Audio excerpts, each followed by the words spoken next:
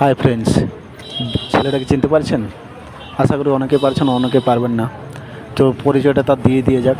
এ হচ্ছে পুরুলিয়া এক্সপ্রেস যে YouTube channel, তার ওনার ভব মাতাল। ভাবুন তো ছেলেটা একসময় কীভাবে স্টার্ট করেছিল।